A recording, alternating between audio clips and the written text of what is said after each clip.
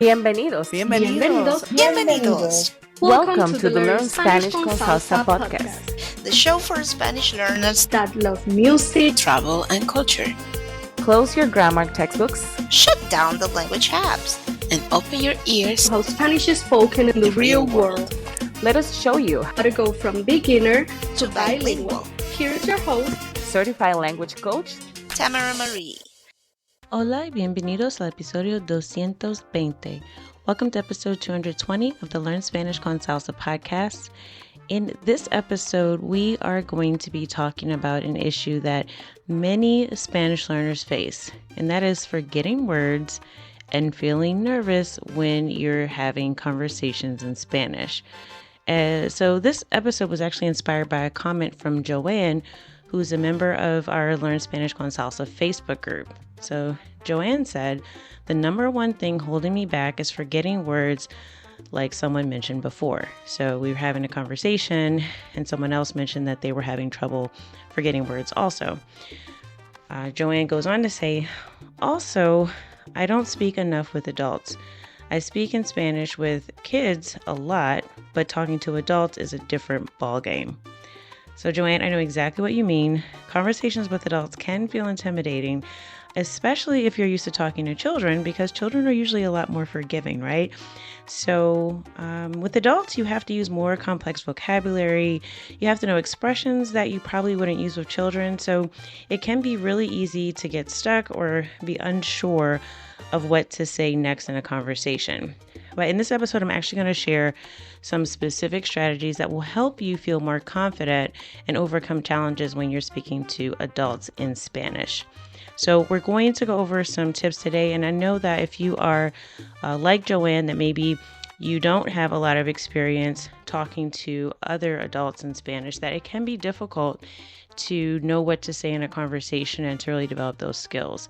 So I'm going to go over 5 different tools that you can use if you find yourself getting stuck in conversations, whether you're forgetting the words or you just don't know what to say next. All right, so the first thing that you can do is practice active recall. So this goes with the first issue that Joanne mentioned, which is forgetting words. Now, this happens to everyone, especially when we're trying to speak quickly or we feel like we're under pressure.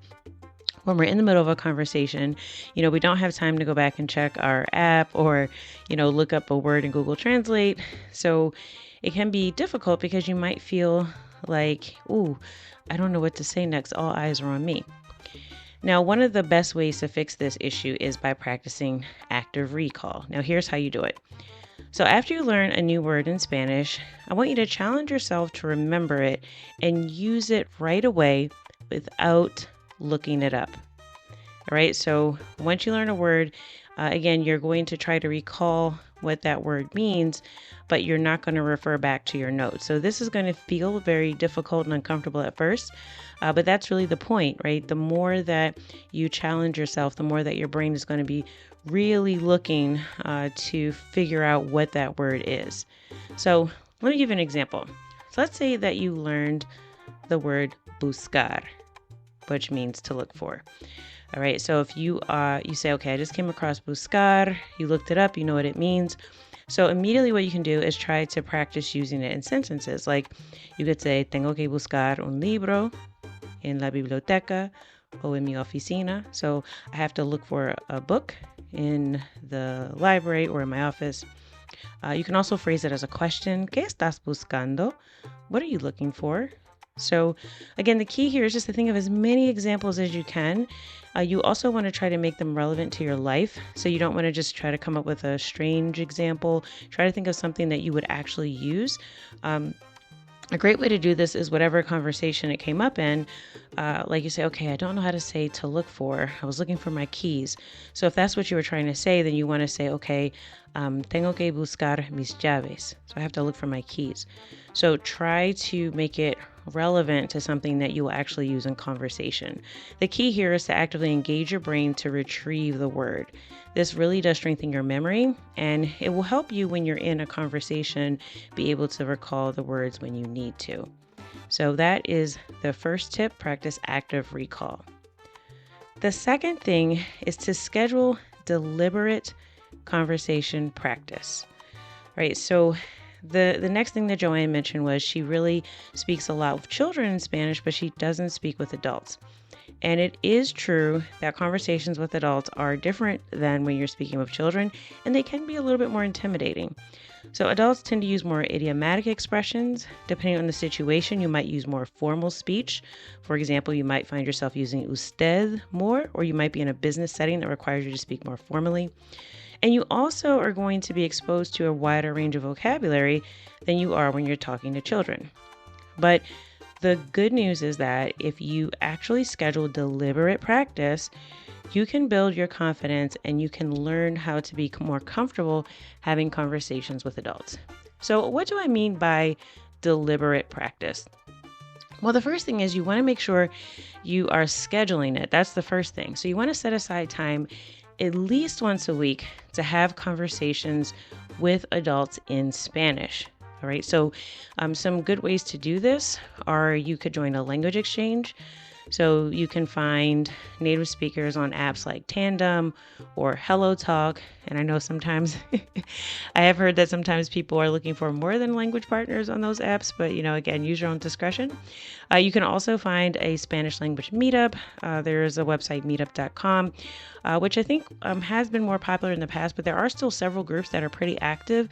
So if you just look for Spanish language meetups in your area, so just put in like your city or your region, then you should be able to find some groups that are hopefully meeting in person. Sometimes Meetup does have online groups, especially during like the pandemic. There were a lot more meetups shifting to online, but I think most people are meeting in person at this point. So you should be able to find some in-person meetups. Another way to practice deliberate conversation, and deliberate just means that you're going in with the idea that you are going to practice speaking Spanish. You are going to stick through it, even if you do forget a word, and you will note some of those things down. I mentioned in our last episode 219, a way to make sure that when you're in a conversation and you forget a word, that you know how to commit it to memory. So go back to episode 219 if you need more tips on that. But the key here is that you are deliberately having conversation practice sessions, which means that you are speaking Spanish, you're speaking the Spanish that you know, and you are really doing this for the purpose of making it a routine so that you get into the habit of having conversations with adults and you will eventually get comfortable doing so. Right. Another great way to do this is to schedule a weekly session with either a tutor or a language coach. This sometimes is better than a language exchange because this is a person who is really skilled in guiding the conversations that you have, and they can really help you plug in any of those holes in your vocabulary. And hopefully, because it's in a learning setting, you won't feel as intimidated by having these conversations because the person is there to help you. And again, this is just a way to get you more comfortable having these conversations before you are really able to speak in a social setting if you're finding that to be a challenge. So finding a way that you, like I said, at least once a week, that you have some deliberate conversation practice in Spanish. So that is your second tip. Now, the third thing, and this is probably not as obvious as something that you could do, but if you find that you're having a lot of anxiety around speaking Spanish, this can be really helpful. So the third tip is to use relaxation techniques to ease your anxiety. So a lot of what keeps us from having these conversations with other adults is because we're afraid that we will be judged or we might feel overwhelmed. And we're probably going to be more worried about making mistakes when we're talking to other adults. So it's really important to pair your language practice with some sort of relaxation techniques that can help you reduce your anxiety. So here are a few ideas for that. And you can either do these before you have a conversation, or you can just make them a part of your regular practice so that you begin to associate the Spanish language with less stress and less anxiety. One thing that's great to do is guided meditation. So if you listen to meditations in Spanish, you can find an app or YouTube channel. You can just look for meditación and you can find some guided meditations. So in Spanish, that's meditación guiada. meditación guiada, for a guided meditation. There's plenty on YouTube that are completely free. And this not only helps you relax, but it also improves your Spanish listening skills. Because if you're listening to a guided meditation in Spanish, hopefully that will you'll begin to associate just more calming things with the Spanish language. And also it's a way to boost your vocabulary. So usually with these meditations, people are speaking very, slowly. So there'll be time for you to pick up new vocabulary if you would like to. But even if you don't understand everything that's being said, hopefully it just gets you into a calming mindset in relationship to the Spanish language. Another thing you can try is yoga in Spanish. So again, same thing. There's plenty of free videos out there. You can follow along with the yoga practice in Spanish, and you'll learn some movement-related vocabulary. But you'll also learn how to stay calm while the Spanish language is present, right? Which is really, really great. So you can find some short yoga practices. Again, meditations, don't have to be very long. You can find something that's maybe 5, 10, 15 minutes long. And again, this will just help you associate Spanish with more calming things. And of course, the last thing in this section would be listening to some relaxing songs. So if there's songs that you really love, find some soothing music in Spanish, or just a song that you really like, something that makes you smile, something that makes you calm down, something that makes you loosen up. And if you listen to that right before you go into a situation where you have to speak Spanish, hopefully you'll feel more comfortable. Maybe if you're singing along, that'll help you practice your pronunciation as well. So you'll feel like you're not just going from speaking English all day, then going into a meetup and having to automatically switch to Spanish. You'll actually have some time there to get your mouth moving in Spanish before you walk into that situation. So these activities can help you create a positive and stress-free association with the Spanish language, which can make it easier for you to engage in conversations when the time comes, so you're not facing that sort of deer in headlights look, like, oh my gosh, I have to switch to Spanish and I'm, really, really nervous, right? So these are just some ways that you can help ease your anxiety related to speaking. The fourth thing to do is learn from your mistakes. So no matter how much you prepare, there will still be times when you forget a word or you don't know how to say something. The key is that instead of just freezing up, if you expect that this will happen and you know that it's part of the process, you can frame it as an opportunity to learn. So one way you can do that is if you're having a conversation with someone, you can just be honest and say that you didn't understand. You don't have to go back to English to say that. You can learn how to say it in Spanish. So, for example, instead of just saying, I didn't understand, or estoy aprendiendo español, like I'm just learning, or no lo sé, I don't know, right? Instead of just saying that, you can actually engage in the conversation. So you can tell the person, look, I'm sorry I didn't understand you. Can you explain it again? And the way to say that in Spanish is perdón, no entendí. Perdón, no entendí. So I'm sorry I did not understand. ¿Puedes explicarlo otra vez? ¿Puedes explicarlo otra vez? Can you explain it again? So most people will be happy to help you, and you will walk away from the conversation with either some new vocabulary or some confidence that you know how to navigate these situations. And hopefully the person will explain it to you again. And a lot of times they'll recognize that, look, you're not a native Spanish speaker, so they'll try to use different words, so maybe that you understand it a little bit better.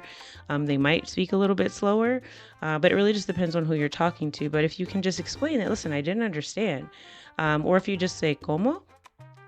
Which is like, come again, or say that again. What'd you say? So that's one way that you can say that, so that way they might just think, oh, they didn't hear me. But the idea is that you are learning from these times when you really feel nervous because you're like, oh my gosh, I have no idea what they just said. No issue with that. Just make sure that you correct it and you say it, or you just ask the person what they're saying so that you don't say something wrong. Now, if you make a mistake, don't worry about it, right? Make a note of it. You'll probably make a mental note of it. If you catch it right away, just say it a different way. Maybe you don't know a word, or maybe you said something wrong. It's okay. Make a joke out of it.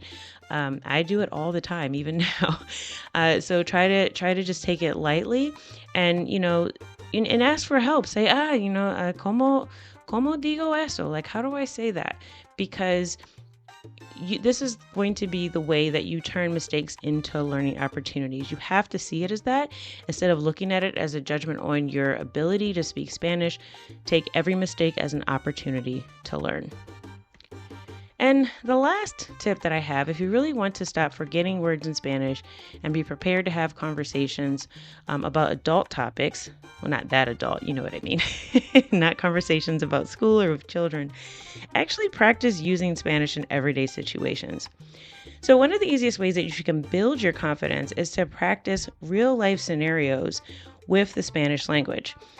And so let me give you a couple of ideas. There's some practical things that you can try. These are things that you probably already do. So the key is, how do we make Spanish a part of your day-to-day life without making this separate sort of learning activity that you're doing in a bubble or in a classroom or with a tutor, and it's very academic and separate from your life? How do we integrate Spanish into your daily life? And this is really important because these are things that you do every day. So you're going to be more likely to want to talk about these things when you're in a conversation. So one thing that you can do is to write your grocery list in Spanish. This can also have the added benefit of helping you budget or stay on task when you're in the grocery store. Maybe it's just me that has that issue. But before your next trip to the store, write down all the items that you need in Spanish. So as you shop, you can also look at your list. You can try to say the words out loud to yourself. Or as you're writing your list, you can say the words out loud so that you practice your pronunciation. You can make flashcards with them if you'd like to as well. But you'll probably find some holes in your vocabulary. Like, for example, let's say you're going to buy apples. You might write manzanas. Like, okay, I know how to say apples. But let's say you want to buy some rice and you're like, oh, arroz. But how about brown rice or wild rice or organic brown rice, right? So you can learn a lot of new vocabulary just with the things you do every day, because now you're going to have to look up, okay, well, I know how to say rice, but how do I say brown rice? And don't assume that it's the color brown, because some things are not said the same way in Spanish. So you'll be learning that as you're doing this. So for example, you would write, I'll actually, you know what? I'm going to leave that for you to look up. How do you say brown rice in Spanish? And this is also another tool, because the more that you're exposed to things you don't know, it leaves an open loop or question in your mind. So instead of me just giving you the answer, if you like brown rice or wild rice, or another variety of rice, maybe low carb rice, how do you say that in Spanish? Pick one and look it up, and actually let me know. I want to know if you actually looked this up. You can email me, host@learnspanishconsalsa.com, or you can message us on Instagram @learnspanishconsalsa. That way I'll know for sure that you're paying attention. So how do you say brown rice in Spanish? So you can also, you'll be writing down things like, let's say you get orange juice, jugo de naranja. Right, so you're going to write out every single thing you're going to get in as much detail as possible. If you're a beginner, keep it simple, but if you're more intermediate, challenge yourself. Maybe you're going to a store and you're getting something other than just groceries. Well, how do you say that? I need to get an extra light bulb. I need to get a part for my lawnmower. I don't know. But whatever it is, it's going to be something that comes up in your life. Make a list, make it in Spanish, and refer to those words, because guess what's going to happen? You're going to have a conversation. Let's say you've committed, if you're following this advice, you've committed to practicing Spanish at least once a week. So something that you can talk about, some of these mundane things that we do day to day, you can say, oh, fui al supermercado. I went to the store. I went al supermercado. I went to the grocery store. And then you can say, y compré, and I bought. And you can start to list the things that you bought from your grocery list, okay? So this is a great way to make practicing Spanish a part of your daily life, so you can actually express things that you do day to day. Another thing that you can do is translate English phrases that you use pretty commonly. So I want you to think about the words and phrases that you use most often when you're in conversations in English. So it might be basic things like, how was your weekend? Or maybe there's something specific that you do or something specific that you say. Maybe you have certain phrases that you use that are more part of your personality, and you want to know how to say those in Spanish. Write those things down. And look them up. And it's also great to, again, if you have dedicated time with a Spanish language coach or a tutor, it's someone that you can ask, like, how would I say this in Spanish? How can I say it so that I sound more natural? And because sometimes people will say, oh, yeah, that's right, I understood it. And you say, okay, well, how can I make that better? How can I sound more natural? Or how would you say it? Those are types of questions you can ask a language partner so that you can actually get the way that it's said in Spanish by a native speaker. So, if so, for example, let's say if you're always talking to your coworkers or your friends on Monday and you ask, how was your weekend? You can learn how to say that in Spanish. So, for example, ¿Cómo estuvo tu fin de semana? ¿Cómo estuvo tu fin de semana? So that's how was your weekend. So you can write that down. You can make a flashcard out of it again. This is something that you can practice because this is something that you'll probably say more likely when you're having conversations with adults versus things that are more academic or again, if you're having conversations in a school setting or with children, these are things that may not come up. So you want to think about those things that you say in normal conversation. All right, so let's recap the 5 tips so that you can stop forgetting words in Spanish and prepare for your conversations with adults. Number 1, practice active recall. Challenge yourself to remember and use new words without looking them up. 2, schedule deliberate conversation practice. So you want to set aside regular time to speak Spanish with adults and find some daily prompts to do so that way you are prepared for your conversations. And again, it's best that you schedule these. There's something on your calendar, ideally same time every week, same group, same people, so that it's definitely something that you'll get in. Number 3, use relaxation techniques in Spanish. You can pair your language learning with activities like yoga, meditation, or music in Spanish to help you reduce your anxiety. Number 4, learn from mistakes. Learn to embrace your mistakes as opportunities to learn and grow and not judgments on your progress towards fluency. And number 5, practice using Spanish in everyday situations. Write down grocery and shopping lists in Spanish and translate common phrases that you use in English so you can build your fluency and confidence. So I hope that Joanne, you found these helpful, and everyone else listening, because, speaking Spanish is a skill. And the more you practice, the better you'll get. So the real key is being consistent and enjoying the process, because if you're constantly feeling uptight and not relaxed, it's not going to be something that you want to do. So we want to find ways to make this an easier process for you and to make it something that you get comfortable doing. And if you follow these 5 tips, I'm pretty sure that before you know it, you will find yourself surprising yourself at how much Spanish you remember. So thank you so much for tuning into this episode of the Learn Spanish con Salsa podcast. If you found these tips helpful and you're not already subscribed, please subscribe to the podcast. Share it with a friend that's learning Spanish if you know someone who's also a Spanish learner like you. And leave a review. Reviews really do help us not only get feedback on how we're doing, but also it helps other people find the podcast and find out what you think is valuable. So go to our show notes page, learnspanishconsalsa.com/220 for episode 220 of the podcast. If you'd like to leave a review or give us any other feedback, request for an episode topic for next time, we definitely love hearing from all of our listeners. And as always, I hope something that you heard today will take you one step closer from Spanish beginner to bilingual. Hasta la próxima. Thank you for listening to the Learn Spanish con Salsa podcast at learnspanishconsalsa.com.